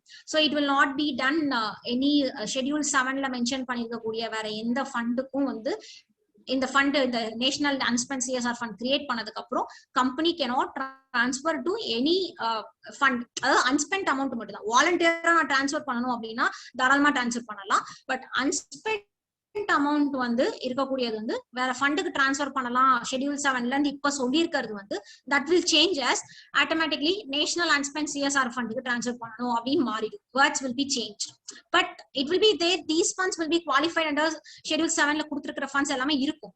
நான் வாலண்டியரா அந்த ஃபண்டுக்கு வந்து நான் டிரான்ஸ்ஃபர் பண்ணணும்னு நினைச்சேன்னா தாராளமா பண்ணலாம். பட் அன்ஸ்பென்ட் அமௌண்ட் மட்டும் என்னால அந்த மாதிரி ஃபண்ட்ஸ்க்கு வந்து டிரான்ஸ்ஃபர் பண்ண முடியாது. It should be transferred, it will be all accumulated into one account, that is the national unspent CSR fund account. So it is not created till now. So once the central government will, if it creates that, then it will go into that one. Then form CSR1, so all the implementing agencies should file that, and also they should get a unique registration number also. And CSR expenditure during என்னெல்லாம் வந்து expenditures பண்ணாங்க அப்படின்னா, so contribution to PM Care Fund, whether this will qualify as CSR expenditure அப்படின்னா, yes, the PM Care Fund, it will qualify as the CSR expenditure. Why the notification, CSR notification has been given by MCA dated 28th March 2020. So this will be qualified as the CSR expenditure of PM Care Fund to qualify agum. So many funds have been transferred to PM Care Fund. And the second one is the Chief Minister Relief Fund or State Relief Fund for COVID-19, whether this will qualify as CSR expenditure. This will not qualify as CSR expenditure as per Schedule 7 of the Companies Act 2013. So this is not admissible as CSR expenditure. அப்படின்னு சொல்லியிருக்காங்க. But one thing, எனக்கு மற்ற states பத்தி இல்ல, Tamil Nadu government பொறுத்த வரைக்கும் பாத்தீங்கன்னா they have actually invited, they have given a GO and they have invited COVID purposeக்காக வந்து contribute பண்ணுங்க CM relief ஃபண்டுக்கு அப்படின்னு சொல்லி they have invited money and they have said that it will qualify for the CSR purpose அப்படின்னு சொல்லி வந்து they have given a GO actually. So in the month of April this GO has been given, and subsequently the central government, the National Disaster Management Authority, they issued a notification stating that the next day, so like 9th April aniki state government oda notification vandது, 10th April aniki another notification came up with the National Disaster Management Authority. CM Relief Fund ku vandu pochuna, that will not qualify as CSR, but idhe vandu state, next question will be that only, the State Disaster Management Fund ku pochuna, that will qualify as CSR expenditure appdin solli kudutanga. And subsequently the Tamil Nadu government, they issued another notification, another GO in the month of May, stating that whatever the amount which has been collected between the period March 24th to June 30 in the CM Relief Fund for fighting against COVID purpose, that will be transferred to the State Disaster Management Fund. So I'll say that in the period la suppose the covid purpose kaga வந்துட்டு ஏதாவது ஒரு company வந்துட்டு chief minister relief ஃபண்டுக்கு சிஎஸ்ஆர்ல வந்து qualify ஆகும் அப்படின்னு வந்து இருந்தது அப்படின்னா அப்படின்ற நோட் ஜிஓ பார்த்து ஸ்பெண்ட் பண்ணியிருந்தாங்கன்னா with the GO pertaining to the state government issued in the month of May, personally what I feel is they have transferred the chief minister relief fund வந்து அவங்களே வந்து ஸ்பெசிஃபிக்கா அதுல கொடுத்திருக்காங்க அந்த ஜிஓல சிஎஸ்ஆர் ஃபண்டுக்காக நான் கலெக்ட் பண்ண பணம் this period to this period னு ஸ்பெசிஃபை பண்ணி 24th மார்ச்ல இருந்து 30th ஜூன் வரைக்கும் ஸ்பெசிஃபை பண்ணி அந்த ஜிஓ ரொம்ப கிளியராவே கொடுத்திருக்காங்க. அதுல கலெக்ட் ஆன பணத்தை நான் ஸ்டேட் டிசாஸ்டர் மேனேஜ்மெண்ட் ஃபண்டுக்கு வந்து டிரான்ஸ்ஃபர் பண்றேன் அப்படின்னு வந்து கொடுத்திருக்காங்க. So indirectly we can take the benefit of CSR. Suppose if any of the companies, any of your client transfer, this is my personal opinion, purely this is my personal opinion with all these 3 GOs actually. Appadi suppose qualify panna vena appdin irundadna, better please transfer it to any fund specified in the schedule 7 39/2021. Still time is there. So adukulla vandu it has to be transferred to the any fund mentioned in the CSR schedule 7. So it will be a double time spending for the company kandipa. ஏன்னா already வந்து அந்த notification பார்த்து கொடுத்திருந்தாங்க அப்படின்னா அதை வந்து it's better to treat it as based upon all these 3 GOs, it is better to treat it as the CSR expenditure which is indirectly done, because the GO issued in the month of May by Tamil Nadu government is very clear. They are transferring, they have mentioned all the notification dates and they will be transferring it to the state disaster management authority, and they are opening they have should have opened by now, so they have opened a separate account also for that Tamil Nadu state disaster management account அப்படின்றது ஒரு செப்பரேட்டா ஓபனும் பண்ணிருக்காங்க. So this is that another notification here. Contribution to the state disaster management authority to combat COVID-19, yes, that will qualify as the CSR expenditure. Why the notification dated 23rd March 2020. Spending of CSR funds for COVID-19 related activities, whether this will qualify as CSR expenditure. This another circular dated October 2020, dated 23rd March 2020. They have clarified that spending CSR funds for COVID-19 related activities, that will qualify as the CSR expenditure. So various activities, whatever like point number 1 landu 9 varaikum, whatever has been spent, sorry, there is some interruption. So that's like including preventive health care and whatever the activities, then that will qualify for the CSR expenditure. Whether payment of liabilities, whether any payment of payment of salaries or wages to employees, workers, including the contract labor during the lockdown period, நான் அவங்களுக்கு வந்து சம்பளம் கொடுத்திருக்கேன், so அதனால வந்துட்டு whether those amount can be taken as CSR expenditure னு கேட்டா it is no, because that is a contractual and the statutory obligation. So payment வந்துட்டு normal circumstancesல எப்படி பே பண்றோமோ அதே மாதிரி தான் lockdown periodலயும் பண்ணோம். It is a moral obligation. It is not be considered as the CSR expenditure.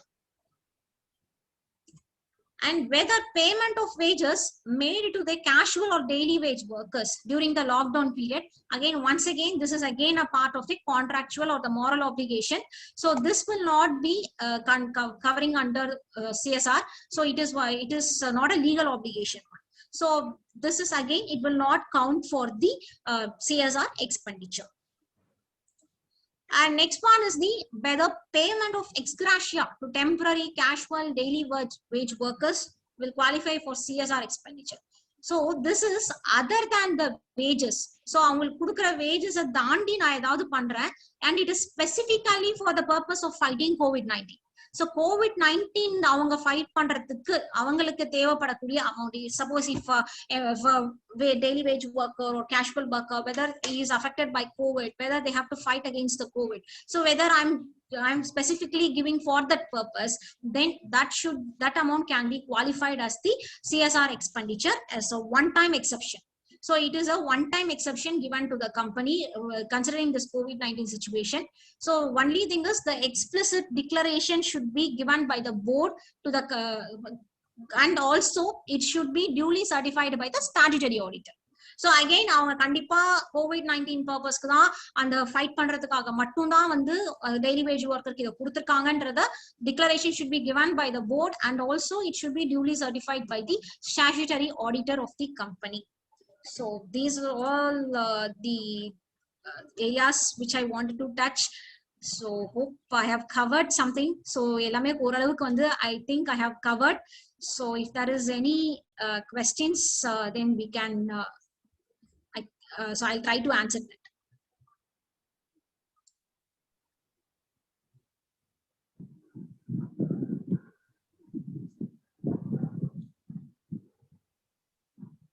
Members? Purnima, Sir?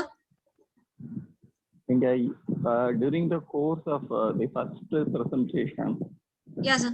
saying that the assets purchased in the name of the company's employees should be reported. Yes, sir. அது முடியுமா? First of all முடியுமா? Company அசட்ஸை வச்சு ஒரு immovable property வாங்க முடியுமா employee பேர்ல? Sir, there are some happenings அந்த மாதிரி நடந்தது அப்படினா so எம்ப்ளாயி பேர்ல ஏதாவது கம்பெனி இம்மூவபிள் ப்ராப்பர்ட்டி இல்ல எம்ப்ளாயி பேர்ல இருக்கக்கூடிய இம்மூவபிள் ப்ராப்பர்ட்டி யூஸ் பண்றாங்க அப்படினாலும் that has to be reported, sir. இல்ல எம்ப்ளாயி பேர்ல இருக்கிற இம்மூவபிள் ப்ராப்பர்ட்டி யூஸ் பண்றாங்கன்னா இப்ப எம்ப்ளாயி கிட்ட இருந்து நான் ஒரு அசட்டை லீஸுக்கு எடுத்து ஒரு பில்டிங் லீஸுக்கு எடுத்து பண்ணேன்னா அதை பத்தியும் சொல்லணுமா? இல்ல சார், லீஸ் அதான் லீஸ் அக்ரிமெண்ட் எனக்கு ப்ராப்பரா இருந்தது அப்படின்னா அது கவர் ஆகாது. இல்ல வேலிட் லீஸ் அக்ரிமெண்ட் எனக்கு எம்ப்ளாயி பேர்ல இருக்கிற அசட்ன்றாங்களே அது வாங்கவே முடியாதுன்னா ஏன் சொல்றாங்க? So it is like sometimes வந்து இது எம்ப்ளாயி பேர்ல வந்து அவங்க வாங்கினாங்க அப்படின்னா provided the employee is more close to the company or something. So அப்படி ஏதாவது ஒரு சமயம் வந்து நடந்தது அப்படின்னா if நடந்தால் அப்படி இந்த கிளாஸ் தான் sir. Madam, not a blatant violation of the Companies Act. Sir? Is it not a blatant violation of the Companies Act? Companies funds employee பண்ணி ஒரு எம்ப்ளாயி பேர்ல அசட் வாங்க முடியுமா? கண்டிப்பா இது வந்து ஒரு கான்ட்ராடிக்டரி ஒன் தான். அது ஸ்பெசிபிக்கா அவங்க வந்து எம்ப்ளாயின்ற வேர்டையும் வந்து இதுல ஸ்பெசிஃபை பண்ணி கொடுத்திருக்காங்க.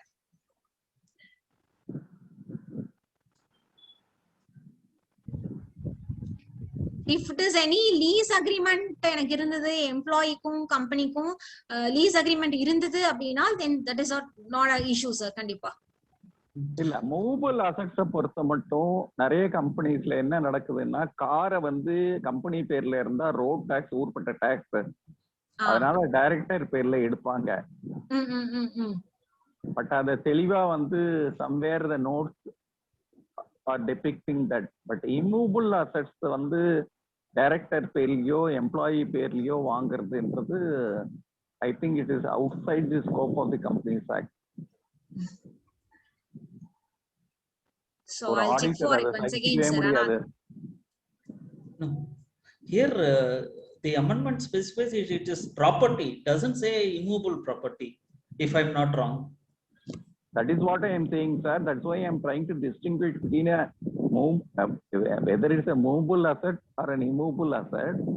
Yes, sir. Is it possible? That's why that's my specific question. Immovable. Is it at all possible under the Companies Act? I am saying that as yes, regards right. movable assets like cars, so many companies are flouting. Yes. If you look at the RC book of cars, it will be in the name of a director. The address will be that of the company. If you ask them the reason would be for saving the road tax. Otherwise, the road tax is very heavy if it is in the name of a company. Yes, sir. Yes, sir. If it's a partnership firm, that is legally permissible. My question is whether it is legally permissible under the Companies Act. I'll check for it sir. The Companies Act prakaram I'll check for it sir once again. No, not an issue, Purnima. I'm just asked if it is Yes, not kandipa, sir. possible. Why at all you should find a mention here, and that's the reason why I asked. Yes, correct, sir.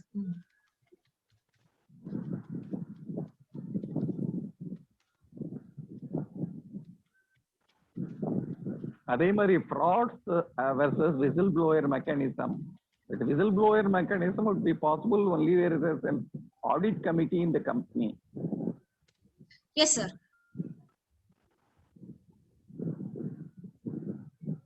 Sir, எனக்கு இன்னொரு வாட்டி question repeat பண்ணுங்க sir. எனக்கு கரெக்ட்டா புரியல.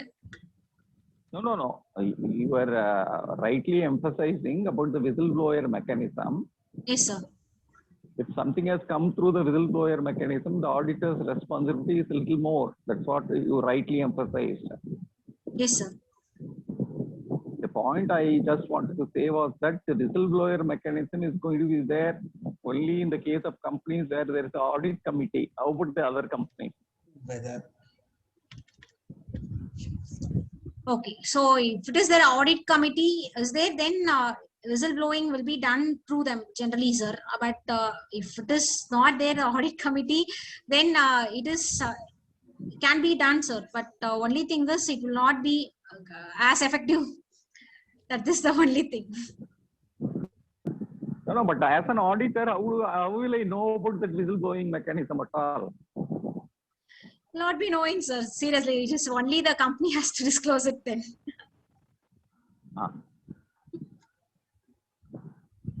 Only if there is audit committee only, then that will be like effective.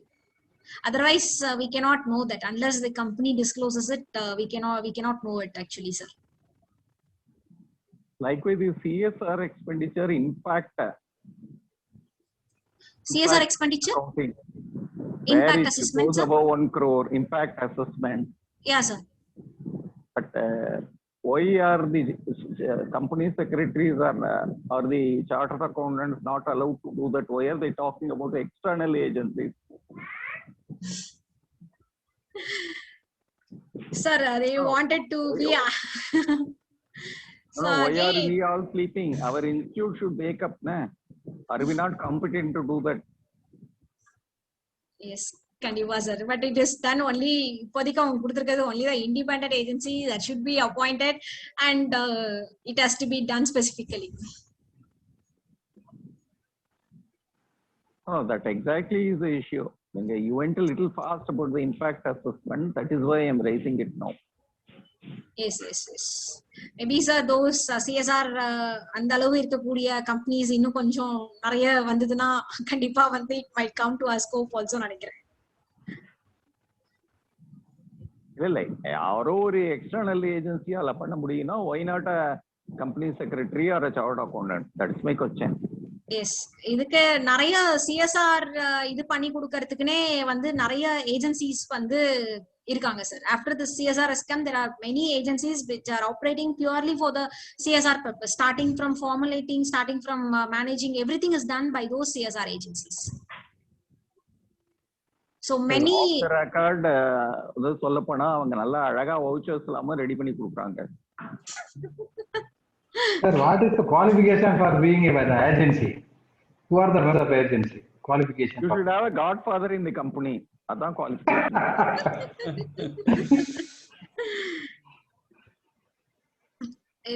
No qualification has been specified, sir. So நிறைய CSR agencies வந்து இருக்காங்க. So there are. Okay, then whether we can form an agency. Sir. Whether we can form an agency for doing that. தாராளமா பண்ணலாம் sir. தனியா வந்து ஒரு agency form பண்ணி அவங்களுக்கு வந்து எல்லா இதுவும் கொடுத்தா அந்த மாதிரி எடுத்துக்கிறதுக்கு நாட் மெட்ரோஸ்லாம் வந்து நிறைய கம்பெனிஸ் வந்துட்டு இருக்காங்க sir. Many CSR agencies they are doing for many big companies. They are formulating all the CSR policy. எந்த ப்ராஜெக்ட் ஐடென்டிஃபிகேஷன் முதல் கொண்டு ஸோ அந்த ப்ராஜெக்ட்ல எப்படி ஸ்பெண்ட் ஆகுது எல்லா ஃபாலோ அப் எல்லாமே கம்ப்ளீட்டா பண்ணி தராங்க. சோ அந்த மாதிரி இருக்கக்கூடிய அந்த இம்ப்ளிமெண்டிங் ஏஜென்சிஸ் கிட்டதான் அந்த மாதிரி இருக்கக்கூடிய ஏஜென்சிஸ் மூலமா ஒரு independent independent agency again if you are ஹைரிங்னா அவங்கள வச்சு இம்பாக்ட் அசஸ்மெண்ட் பண்ணக்கூடாது. So it is to be independent agency. சோ திரும்ப வேற ஒரு ஏஜென்சி வச்சு இம்பாக்ட் அசஸ்மெண்ட் பண்ணி கொடுங்கன்றாங்க.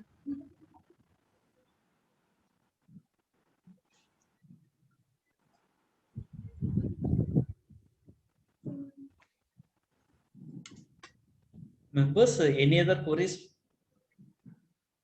If any member have any query, they can unmute themselves and put their question before the speaker.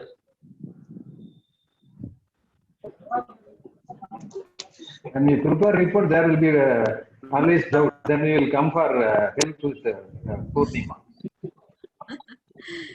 Sure, sir. Anytime, sir. So whatever, this is purely my views with regard to CSR. It is purely my views what I'm sharing, and also whatever I understood and I read about the Carrot 2020. That is what I have shared here. So ninga panumudhu, you will be more, as a chartered accountants, you'll be more experienced and you'll be knowing more actually. இப்படிதாம்மா எல்லாம் சொல்றாங்க, கழிச்சு விட்டுறாங்களாம்மா. Ravi sir கரெக்டா நான் சொல்றது? வாஸ்தவம் தான். இப்படியே நீ நல்லவன்னு சொல்லியே நம்மள ஒண்ணும் செய்ய விட மாட்டாங்க சார். அது சரி, நீங்க கமலஹாசன் சொல்ற மாதிரி நம்ம நல்லவங்களா கெட்டவங்களானே தெரியலையே. Wonderful, Purnima. Good job. Thank you so much. Thank you, sir. Purnima, I also agree with your view about CSR expenditure for the Tamil Nadu State Disaster Fund. That would be the most pragmatic view to take. Yes, sir. Because it will be a double expenditure in this COVID situation for the company also. Illappa, that is a different thing altogether. Is it coming within the scope of the CSR expenditure? The reasonable view to take is yes. Yes, sir. Why don't we give a representation to the government and get it specifically answered by them? Some institutions can take up. Yeah. Well, what happens actually? Okay. Either this. You can raise a question or send a question or a query. It will work out, sir. Pardon, sir? Sir, the CSR மாதிரியே தான் LA registration ஒன்று கொண்டு வந்திருக்காங்க sir. LA registration அதை வந்து private agency கொடுத்துருக்காங்க. இதே மாதிரி தான் வருஷம் நீங்க வந்து ஃபீஸ் கட்டி ரிஜிஸ்டர் பண்ணிக்கணும். Legal entity identifier கோடுன்னு.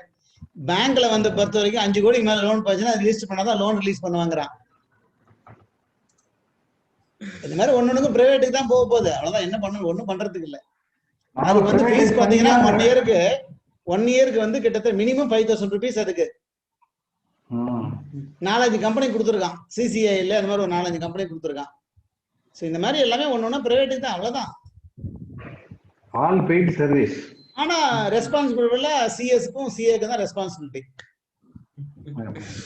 Yes, sir. Well said, sir. Sir, we are going a little away from the topic.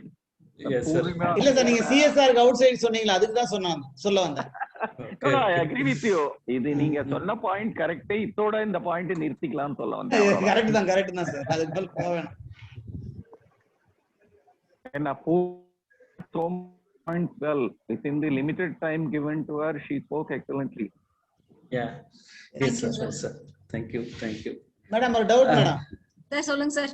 நீங்க வந்து இந்த loan borrowings long term fund, short term fund use பண்றது, short term and long term use பண்றது அந்த வருஷம் வாங்குற லோனுக்கா இல்ல எப்ப வாங்குற லோனுக்கும் அந்த ரிப்போர்ட்ல கொடுக்கணுமா? சரி, எப்ப வாங்கின லோன் தான் சார். ஓவராலா வந்து கரெக்ட்டா அவங்க மேடம் எதுக்கு ஸ்பெண்ட் பண்ணான்னு எனக்கு எப்படி, நான் பழைய வவுச்சர்ல நான் எப்படி பார்க்க முடியும்? இந்த வருஷம் அடி போன வருஷம் வேற யாரோ அடி அந்த அவுட்ஸ்டாண்டிங்ல இருக்கக்கூடிய லோன்ஸ்க்கு மட்டும் தான் sir.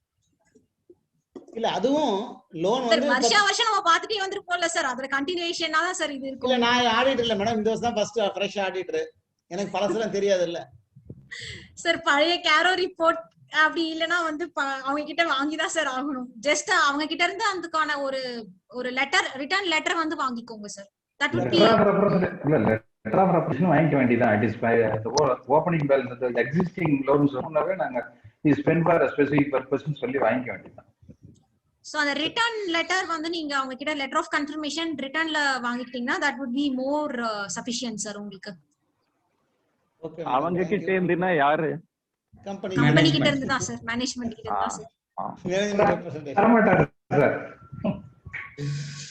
Not from the previous auditor sir, company கிட்ட இருந்து தான் சார். previous auditor தான் அவருடைய ஆடிட் ரிப்போர்ட்லயே இருக்கே. அதான் அது கூட வந்து அடிஷனலா கம்பெனி கிட்ட இருந்தும் ஒரு இது வந்து வாங்கிக்கலாம் சார். அதெல்லாம் company left right centre sign பண்ணி கொடுப்பாங்க, கவலையே வேண்டாம். நீங்க ரெடி பண்ணி கொடுத்தீங்கன்னா கைது போட்டு கொடுப்பாங்க. See, but that doesn't absolve our responsibility, sir. Even opening balance and the mari irundha kuda from the opening balance itself we can say derive whether wrong application is there. So appo closing lim carry forward aguduna, then we have to report, no sir. Sure, if you can do only if it is apparent from record. If it's not going to be apparent, if an in-depth analysis needed, in what way you are responsible for the earlier year. Sir, closing balances vachite you can determine illa sir. Neenga CC vaangittu fixed asset vaangirundanga appo adile it is evident illa sir. Diversion of funds and that should be obvious during the current year also, sir. If yes sir, adu apply carry forward aachina, then we have to naturally இல்ல sir find out பண்ணுங்க sir. 10 வருஷத்துக்கு முன்னாடி loan வாங்கிருக்கானே எப்படி sir find out பண்ண முடியும்? So unga opening balance sheet will reveal itself, sir. இல்ல இருந்தாலும் sir last year balance sheet வாங்குனாங்கன்றதெல்லாம் வந்து ஒரு அசெட்டுக்கு நம்ம பில் 10 வருஷம் முன்னாடி செக் பண்ண முடியாதுல்ல. வருஷமா ஒரு ஹெக்டேர் வச்சிட்டு இருந்தா நல்லா இருக்காது இல்ல? 10 வருஷத்துக்கு ஒரு லைபிலிட்டி இருக்குமா? இருக்காமா, டேர்ம் லோன் இருக்குல்ல, 15 இயர்ஸ்லாம் இருக்குல்ல. அதெல்லாம் டேர்ம் லோன் வந்து right and royal you can say that it's spend only for the specific. Doubt இதெல்லாம் கேட்டுக்கலாம்னு கேட்டுட்டேன். No problem. இந்த அன்செக்யூர் லோன் மாதிரி ஒரு அவுட்ஸ்டாண்டிங் நிக்க ப்ராப்ளம். செக்யூர் லோன்ல ப்ராப்ளம் அதிகம் இருக்காது. இல்ல அங்க வந்து லோன் அவைல்டு தானே கேக்குறான் அந்த பாயிண்ட்ல. ஷார்ட் டர்ம் லோன் அவைல்டு தானே. செக்யூர் லோன் அன்செக்யூர் லோன் கான்செப்டே அங்க கிடையாதுல்ல. All short term. அங்க வந்து அங்க கேக்குறது loans availed. Short term basics long term basics தான். நீங்க அது செக்யூர்டா அன்செக்யூர்டா கேள்வியே கிடையாதுங்க. சார் ஃபண்ட் ஃப்ளோ ஸ்டேட்மெண்ட் போடச்சே தெரிஞ்சு போயிடும் சார். ஃபண்ட் ஃப்ளோ ஸ்டேட்மெண்ட்டை ஒழுங்கா போட்டீங்களான்னு இன்டைரக்டா இங்க கேக்குறாங்க. எஸ் சார், எக்ஸாக்ட்லி இல்லதான் சார் போடுறதுக்கு. ஒழுங்கா போட்டையா பாத்துக்கோப்பான்றதுக்கு அப்பட்டமா கேள்வி கேட்காம இப்படி இன்டைரக்டா கேக்குறாங்க. Yes sir, correct sir. Yes sir. Thank you, madam. Okay. Thank you, sir. Very nice presentation. Thank you. Yeah. Thank you, sir. Very good flow. Super. Yeah. Thanks, sir. Members, if there are no other questions, we will go to the conclusion. Okay. Hope there are no other questions, madam. Thank you, madam. It was a wonderful session. Respected treasurer, SIRC of ICA, CA Revati Raghunathan in absentia, respected speaker of the day, CS Purnima, respected members, and all other participants. It's my great privilege to propose the vote of thanks for this wonderful session. Though CARO 2020 is applicable from the next year, but we have to equip ourselves from this current year itself, so that if we had draft our accounts in that suits CARO 2020 requirements, it will be easier for us in the forthcoming next year. So in such a, it is for this reason the management committees of Pondicherry and Salem branch decided to have this CARO 2020. And as in our initial remarks, CA Sharda Ashok as rightly said, whenever there is a company matter, it is Company Secretary Purnima will be remembered. So she has done justice to her words. It was a very excellent presentation, madam.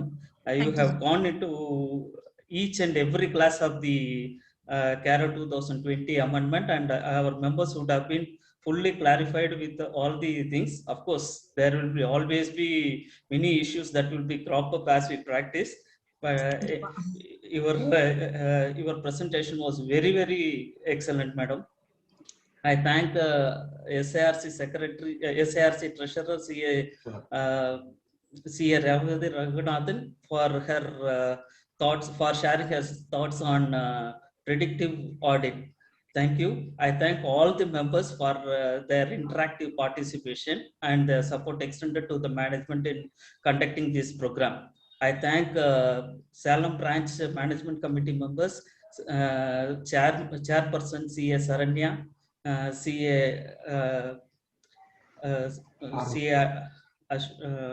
Sarva Ashok. Sharda Ashok, and all the other office bearers and the Pondicherry office bearers for this for organizing this program. Thank you, one and all. Thank you. Thank you, sir. Thanks for Thank you, joining. madam.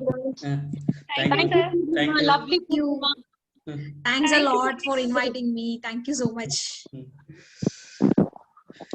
Thank you, Purnima.